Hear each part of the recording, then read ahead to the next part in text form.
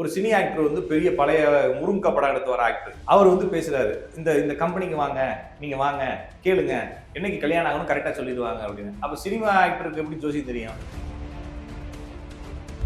சந்திரனும் சுக்கரனும் சேர்ந்தா கர்ப்பப்பை பிரச்சனை நான் சொல்றேன். இது எங்க இருந்து கண்டுபிடிச்சேன்னா நான் வரவங்கள்ட்ட கேட்டு கண்டுபிடிச்சிருக்கேன். இப்ப நேத்து ஒரு விளம்பரம் போட்டிருக்கான் எல்லா கம்பெனியும், அஸ்ட்ராலஜி ஆன்சைட் வெப்சைட்காரெல்லாம் என்ன விளம்பரம் போட்டிருக்காங்கன்னா, ஏஐக்கு சொல்லி தரணும் ஜோதிடர்களுக்கு தேவையான விளம்பரம் போட்டிருக்காங்க. என்னுடைய ஸ்டூடெண்ட் நிறைய பேருக்கு என்ன பிரச்சனைனா, நைட் தூங்கிட்டு காலைல இருந்துச்சு பார்த்தா நிறைய பேருக்கு இவங்க பேசுற மாதிரி மெசேஜ் போயிடும். உங்களுடைய வாழ்க்கையில இன்னும் ஒரு 3 மாசம் ஒரு மிகப்பெரிய மாற்றம் நடக்கும் போது நான் கணிச்சு வச்சிருக்கிறேன், உங்களுக்கு விருப்பம் இருந்தா என்ன தொடர்பு கொள்ளுங்கன்னு சொல்லி மெசேஜ் அனுப்புதான். நானா இருந்தா என்ன பேசுவேன், பேசிட்டு டென்ஷன் ஆயிடுச்சு சார், ஒரே விஷயத்தை எத்தனை நாள் சார் கேட்பீங்கன்னு சொல்லிடுவேன். ஆனா ஏஐக்கு அது டென்ஷன் இருக்காது, திருப்பி அழகா பேசும். ரொம்ப நேரம் இழுத்து பேசி உங்களை சாட் பண்ண வச்சுட்டு கரெக்டா அந்த 5 நிமிஷம் வரும்போது உங்க வாழ்க்கையில ஒரு மிகப்பெரிய மாற்றம் நடக்க போகுது, அந்த பெண்ணை நீங்க எந்த இடத்துல சந்திப்பீங்கன்னு தெரிஞ்சுக்கணும்னா ரீசார்ஜ் பண்ணுங்கன்னு சொல்லி கேட்டேன். ஏஐ நம்ப தேவையில்லை. ஆனா ஏஐன்றது உங்களுக்கு தெரிஞ்சா தானே நம்பலாமா வேணாமான்னு சொல்லுவீங்க. நம்மள மாதிரி தானே பேசுது அதுவும் உங்க ஜோலி முடிஞ்சிருச்சு, இது கொஞ்ச நாள்ல காலி ஆயிடும்.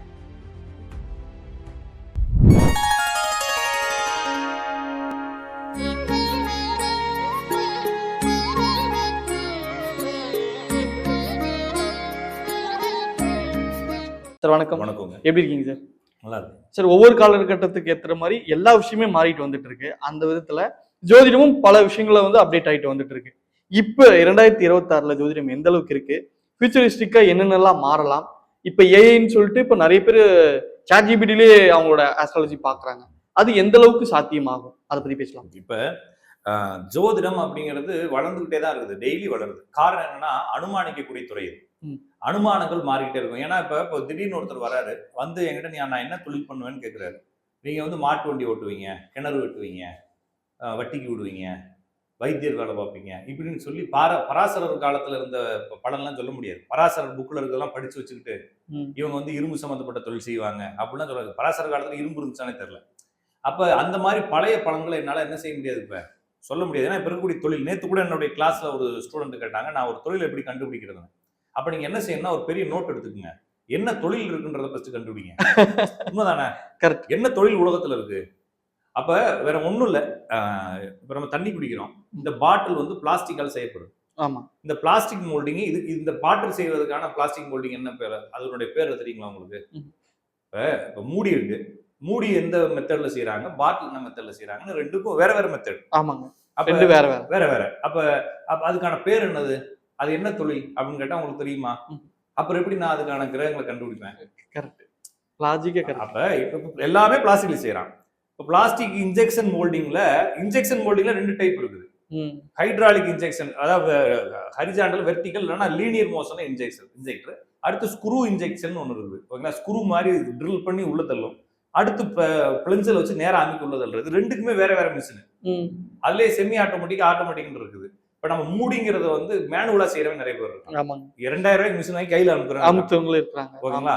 ஆனா நீங்க பாட்டில வந்து ஹீட் பண்ணி அதை ஃபர்ஸ்ட் இன்ஜெக்ஷன் மோல்டிங் பண்ணிட்டு அந்த பீஸ் எடுத்து ஹீட் பண்ணி திரும்பி ப்ளோ மோல்டிங் பண்ணி ஊதி தான் பெருசாகணும் பாட்டில்.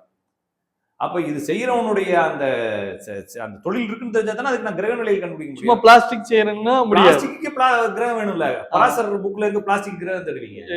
இல்ல புலிப்பாணி போகர் சித்தர் எழுதிக்கிறாரு, புலிப்பாணி சித்தர் எழுதிக்கிறாரு, வராகிமலர் எழுதிக்கிறாரு, வசிஷ்டர் எழுதிக்கிறாரு, பராசர ஓரா சாஸ்திரா இருக்குது, ஜெயமணி சூத்திரம் இருக்குன்னு சொல்லிட்டு பழைய புக்கில் எடுத்து வச்சுட்டு அது எப்படி பிளாஸ்டிக்ன்றதை எப்படி எழுதுவீங்க? பாட்டு எழுதிக்கிறாரு. அப்ப என்னன்னா, நீங்க பிளாஸ்டிக்கு என்ன கிரகம்ன்றதை கண்டுபிடிக்கணும் இல்லையா?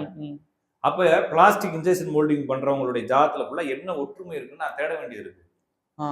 அப்ப நான் என்ன கத்துக்கிறவங்களுக்கு அந்த பணி இல்ல, ஆனா சொல்லி கொடுக்குறவனா நான் இன்னுமே என்ன செய்ய வேண்டியது, ஒரு அப்டேட் ஆகணும்.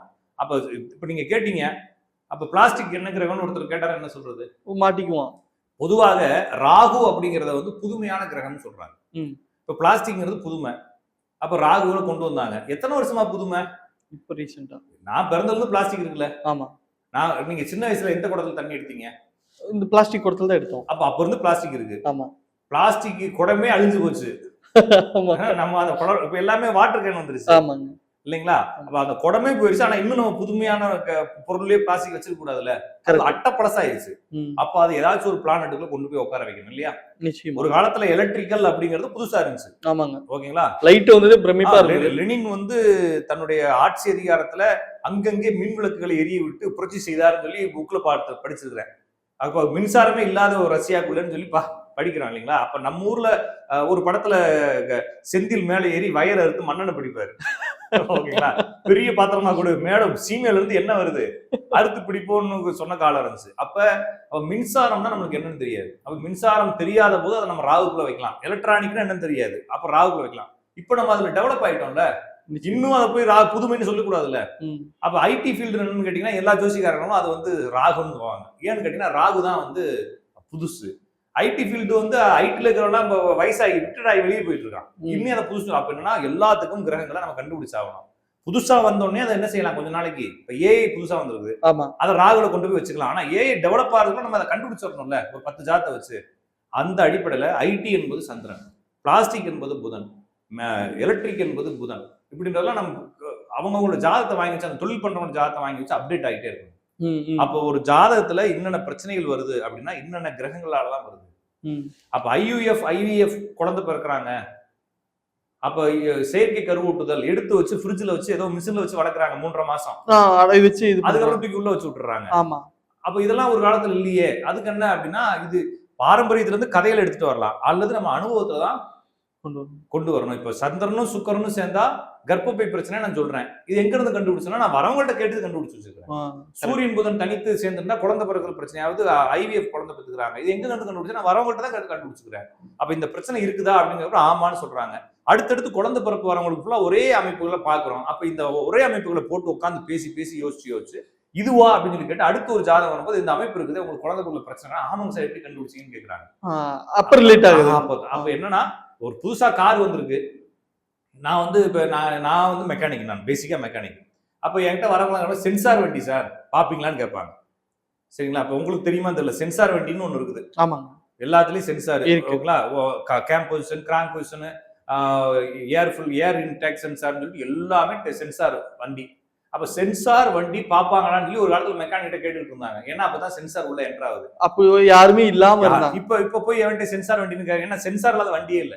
பைக்லயே சென்சார் வந்துருச்சு. அப்ப மாறிடுச்சு.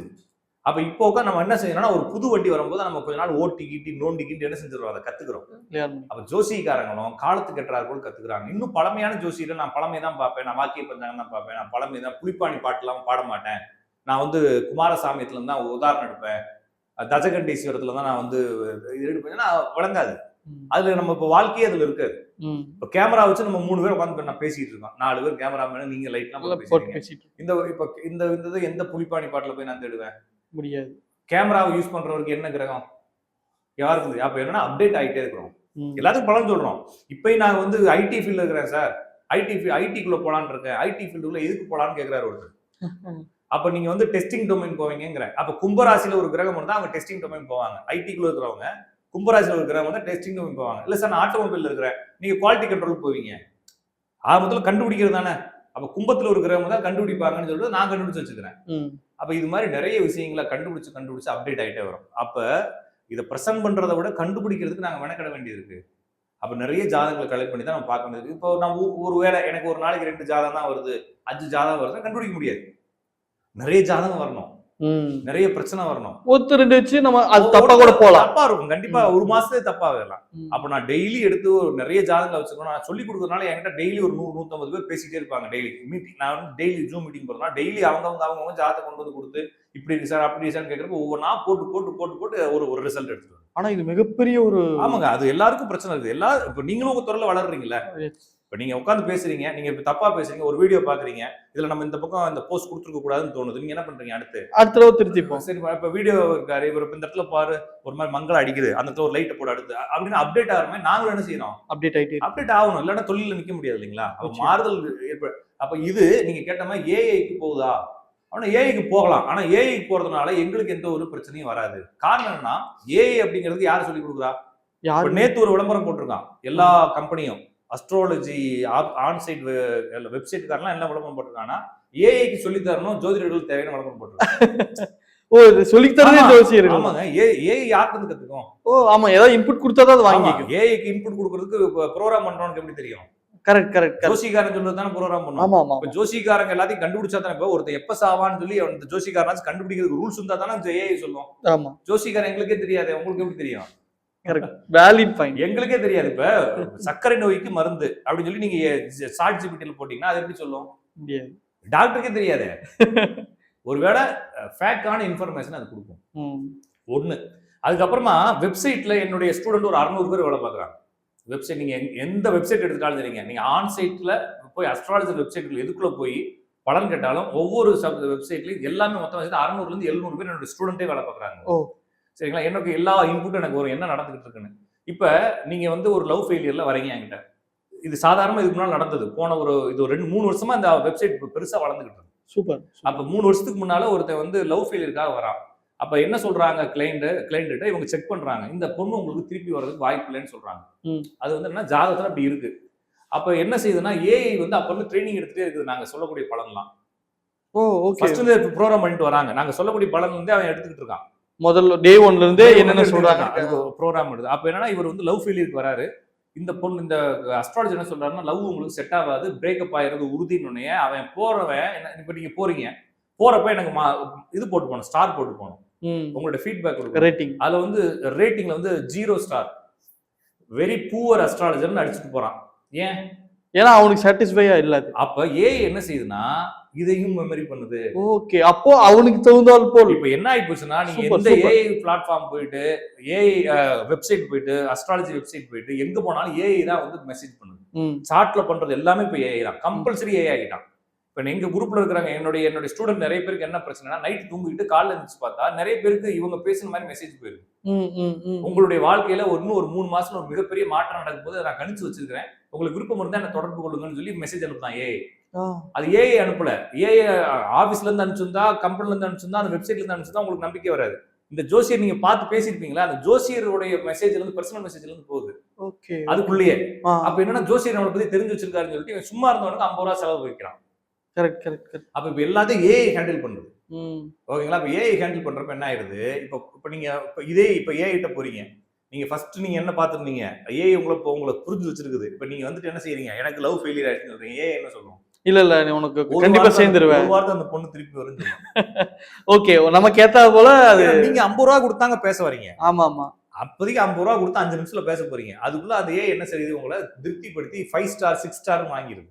ஓகே, புரிஞ்சுது. அந்த நீங்க ஒரு வாரத்துக்கு கழிச்சு இதை பேசினது மறந்துட்டு போயிட போறீங்க. ஆனா உங்களை திருப்திப்படுத்துது, திருப்பி உங்களை பேச வைக்குது. அப்ப அதை இழுத்து பேசுது. நானா இருந்தா என்ன பேசுவேன், பேசிட்டு டென்ஷன் ஆயிடுச்சு சார், ஒரே விஷயத்தை எத்தனை நாள் சார் கேட்பீங்கன்னு சொல்லிடுவேன். ஆனா ஏஐக்கு அது டென்ஷன் இருக்காது, திருப்பி திருப்பி அழகா பேசும். ரொம்ப நேரம் இழுத்து பேசி உங்களை ஸ்டார்ட் பண்ண வச்சுட்டு கரெக்டா அந்த 5 நிமிஷம் வரும்போது உங்க வாழ்க்கையில ஒரு மிகப்பெரிய மாற்றம் நடக்க போகுது, அந்த பெண்ணை நீங்க எந்த இடத்துல சந்திப்பீங்கன்னு தெரிஞ்சுக்கணும்னா ரீசார்ஜ் பண்ணுங்கன்னு சொல்லிட்டு நம்ம எக்ஸைட் பண்ண சரி போவோம், எவ்வளவு செலவு பண்றோம், 200 ரூபாய் போடுவான். அப்ப இது புரிஞ்சு வச்சுக்கிட்டு இருக்கு. இப்ப ஏஐ கிட்ட மாட்டிக்கிட்டீங்கன்னா என்ன ஆயிரும், லாட்டரி டிக்கெட் மாட்டின மாதிரி புரியுது. இப்ப என்ன ஆகி போச்சுன்னா ஏஐ வாய்ஸே வந்துருச்சு. ஏஐ வாய்ஸ் இப்ப சமீபத்துல எல்லா இடத்துலயும் ஏஐ வாய்ஸ் வந்துருச்சு. இப்ப நீங்க சாதாரண இன்சூரன்ஸ் கம்பெனி ஆரம்பிச்சு, பேங்க் கம்பெனி ஆரம்பிச்சு, எல்லாத்துலயும் ஏஐ வாய்ஸ். ஒரு பொண்ணை போட்டு ஃபாலோ பண்ணணும்னு வச்சுக்கோங்களேன், டெலிகாலர்ஸ் பதிலா அவன் டெலிகாலரே இல்ல. இப்ப மேக்ஸிமம் டெலிகாலர் எல்லாம் வாய்ஸ் கால், வாய்ஸ் எல்லாமே ஏஐ வாய்ஸ் தான். அங்க ஆபீஸ் எல்லாம் க்ளோஸ் பண்ணிட்டு ஒரு சின்ன மோடம் வச்சுட்டு சர்வரை போட்டு பீரோக்குள்ள வச்சுட்டு ஆபீஸை க்ளோஸ் பண்ணிட்டு போயிட்டாங்க. இவங்களோட டயர்டாகி சலிப்பா பேசுவான், அது அப்படி கிடையாது, சலிப்பா அழகா பேசுது. இப்ப எனக்கு உதாரணத்துக்கு எனக்கு வந்து என் காருக்கு இன்சூரன்ஸ் இந்த மாசத்தோட முடியுதுன்னு வச்சுக்கோங்களேன், எனக்கு ஒரு கால் வருது, ஐ எம் பிரியா அப்படின்னு சொல்லி பேச ஆரம்பிக்குது. நான் தமிழ்னோடனே அது தமிழ்ல பேசுது. ஓகேங்களா, உங்க கார் இன்சூரன்ஸ் முடிய போகுது சார், எப்ப இன்சார்ஜ் ரீசார்ஜ் இது பண்ண போறீங்க அப்படின்னு நான் பண்ணிட்டீங்களா, வாழ்த்துக்கள், எதுல பண்ணீங்க, எனக்கு தகவல் கொடுங்கன்னு கேக்குது. அதுக்கப்புறமா இன்னொரு விஷயம் வந்து என் பையனுக்கு ஒரு வண்டி வாங்கணும்னு கேட்டான். பையனுடைய வண்டியை நான் போய் சர்ச் பண்ணியிருந்தேன் ஒரு வண்டியில. அவங்க எனக்கு கால் பண்றாங்க, ஒரு லேடி தான் கால் பண்ணா, நான் லேடி இல்ல, அது ஏஐ வாய்ஸ் தான். கால் பண்ணி கேக்குது, நான் வந்து வண்டி வாங்கிட்டேன்னு சொல்றேன், நான் தமிழ்ல தான் பேசுறேன். இப்ப எப்படி நான் பேசுறேன், வண்டி வாங்கிட்டேங்க அப்படின்னு சொன்னேன். வண்டி வாங்கிட்டீங்களா, ரொம்ப சந்தோஷம் சார், வாழ்த்துக்கள் உங்களுக்குன்னு சொல்லுது. மனிதர்களோட சூப்பரா பேசுது. நீங்க என்ன திட்டினா கூட அது சிரிச்சுக்கிட்டே திருப்பி பதில் சொல்ல போகுது.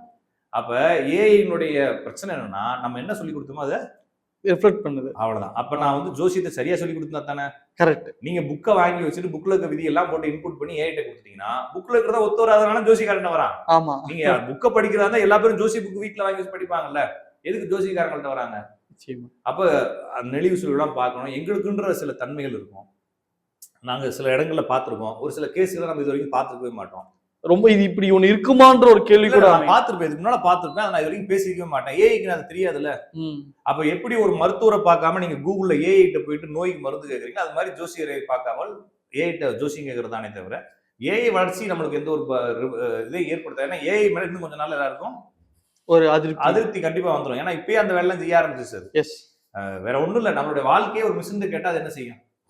ஒண்ணும் பண்ண அவ்வளவுதான். முடியாது. ஆமா. சிட்டி ரோபோட் கதை மாதிரி ஆயிரம் அவங்களாம் இவன் தப்பு தப்பா முடிவு எடுத்து இதான் செய்ய போறான். இப்போ வந்து உங்களை சந்தோஷப்படுத்த ஒரு பொண்ணு வருது. இப்போ உதாரணத்துக்கு லவ்வருக்கு போல நம்ம என்ன செய்யணும், இப்போ வேற மாதிரி பேசுறோம். ம். ஒரு பொண்ணு பார்த்துட்டு வந்திருக்காங்க கல்யாணத்துக்கு. ம். சரிங்களா? இந்த பொண்ணை நான் கல்யாணம் பண்ணிக்கலாமான்னு கேக்குது.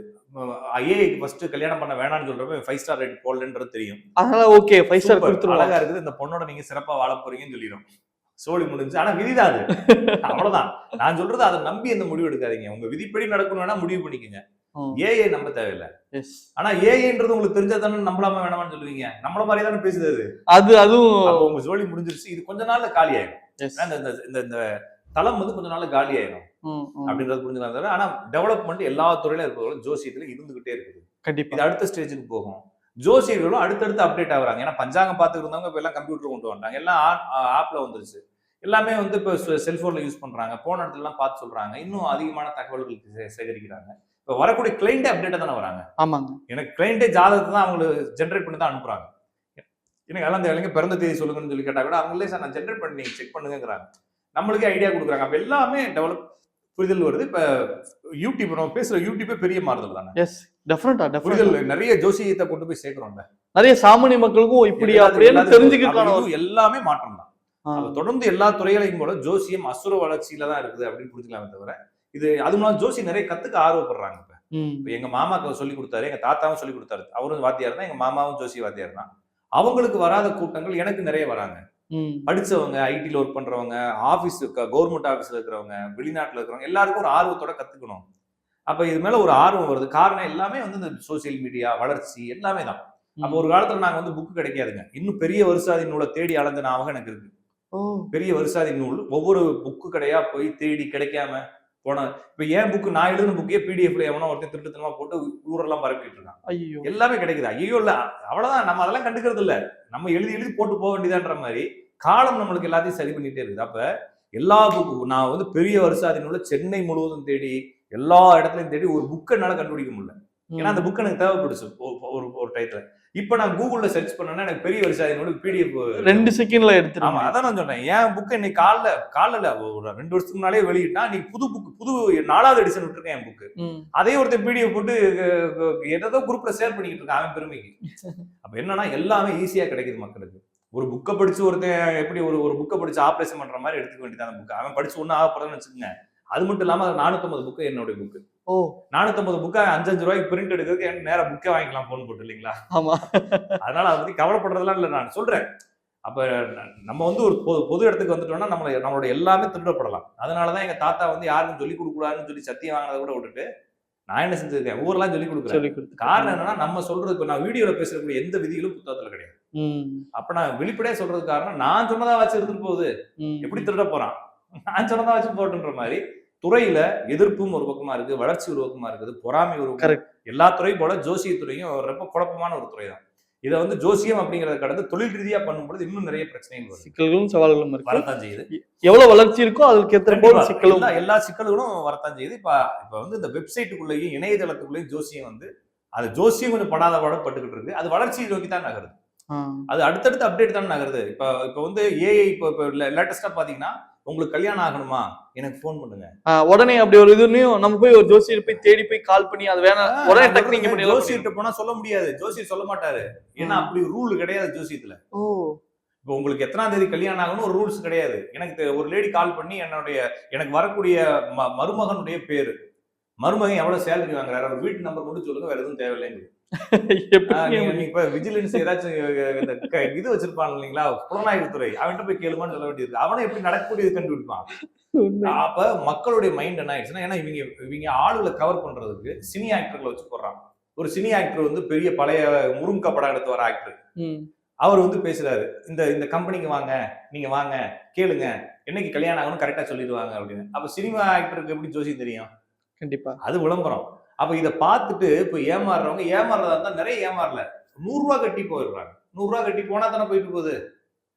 அப்ப அந்த ரூ. 100 வாங்குறதுக்கு இவன் 1 கோடி பேருக்கு ரூ. 100 வாங்கினா எவ்வளவு ஆச்சு? மிகப்பெரிய 100 கோடி ரூபாய் ஆச்சு. மாசத்துக்கு 700 கோடி ரூபாய் சம்பாதிக்கிறான் ஒரு வெப்சைட் மட்டும். இது மாதிரி 15, 20 வெப்சைட் இருக்குங்க. மாசத்துக்கு 700 கோடி ரூபாயில இருந்து 800 கோடி ரூபாய் அவனுடைய டர்ன் ஓவர். ஆனா மக்கள் முட்டாளாக இது தெரியாம மக்கள் முட்டாள் இல்ல. அவங்களுக்கு அந்த டயத்துல அவங்களுக்கு ஒரு ஆறுதல் கிடைக்குது. அப்படின்றதான் எடுத்துட்டு போனே தவிர இது சரி தப்புன்னா கிடையாதுங்க. நான் சொல்றது வளர்ச்சி. எல்லா பக்கமும் வளர்ந்துகிட்டு இருக்கு. கெட்ட விஷயத்திலையும் வளருது, நல்ல விஷயத்திலையும் வளருது. அப்ப அவன் மேல பொறாமப்படவும் நம்ம தேவையில்லை. அவனுடைய விதி இந்த சம்பாதிக்கிறான், இவனோட விதி போய் கொடுக்குறான்ற மாதிரி தான் எடுத்துட்டு போக வேண்டியதுக்கே தவிர என்கிட்ட வரலைன்னு சொல்லி நான் வயித்துல அடிச்சுக்கிறதா? இல்ல. இல்ல. என்கிட்ட வரக்கூடிய கஸ்டமர் எனக்கு வருவாங்க. நான் விளம்பரம் போட்டாட்டினாலும் வருவாங்க, விளம்பரம் போட்டாலும் வருவாங்க. எல்லாமே விதி. ஆனால் சமூகம் இப்படி போயிட்டு இருக்கு. அப்ப ஃபேக்கான ஒரு விளம்பரங்கள். நான் என்ன என் ஒய்ஃப் விட்டுட்டு போயிடுச்சு. நீங்க இந்த கம்பெனிக்கு கால் பண்ணுங்க. ஃபர்ஸ்ட் கால் ஃப்ரீ. உங்க வீட்டுக்காரர் எத்தனாம் தேதி எந்த இடத்துல வருவாருன்னு சொல்லுவாங்க. இவங்க ஃபோன் பண்றாங்க. அப்ப அது மாதிரி தான். அப்ப இது ஒரு ஃபேக்கான ஒரு ஜோசிக்காரங்க அதை செய்ய முடியாது. அப்படி ஜோசியத்துல ரூல்ஸும் கிடையாது. ஒரு அனுமானிக்கலாம். இந்த டயத்துல வரதுக்கு வாய்ப்பு இருக்கு, இந்த பிரச்சனை முடியறதுக்கு வாய்ப்பு இருக்குன்னு இவங்க தேதி சொல்றாங்களாம், நேரம் சொல்றாங்களாம். அப்படின்ற மாதிரி சொல்ல இது அப்படி ஃபேக்கான. அப்ப என்னன்னா ஜோசியம் அப்படிங்கிறது காரக வழியாக கண்டுபிடிக்க வேண்டியது இருக்குது, அப்டேட் ஆக வேண்டியது இருக்குது. இன்னைக்கு ஏஐ வந்துருச்சு, நாளைக்கு வேற ஒரு நிறுவனம் வரும். எலக்ட்ரிக்கல் கார் இப்போ ஃபுல்லா வந்துருச்சு. எலக்ட்ரிக்கலுக்கு என்ன கிரகம்னு ஜோசிக்காரங்களுக்கு இன்னும் நிறைய பேருக்கு தெரியாது. இவி வருது இல்லைங்களா? ஆமா. எலக்ட்ரிக்கல் பைக்கு நிறைய வெஹிக்கிள்ஸ் இப்போ வந்துருச்சு. எலக்ட்ரிக்கல் காருக்கு என்ன கிரகம்னு நிறைய ஜோசிக்காரங்களுக்கு தெரியாது. இன்னும் அவங்க ராகுலயே வச்சுட்டு இருப்பாங்க எலக்ட்ரிக்கல். ஆமா. அப்படி இல்ல. அப்ப இதெல்லாம் அப்டேட் ஆக வேண்டியது இருக்குது. அப்டேட் ஆகிட்டும் இருக்கிறோம் எல்லாருமே. இன்னும் வளர்ச்சிகள் வரும்போது நாங்க அப்டேட் ஆகும். எங்களுக்கு அடுத்த தலைமுறை இன்னும் அடுத்த அப்டேட் ஆகும். அப்படின்றதான் புரிஞ்சுக்கணுமே தவிர அது காலத்துக்கு தகுந்த மாதிரி மாறிட்டே தான். நிச்சயம் சார். தெளிவான விளக்கம் கொடுத்ததுக்கு நன்றி. நன்றி, வணக்கம்.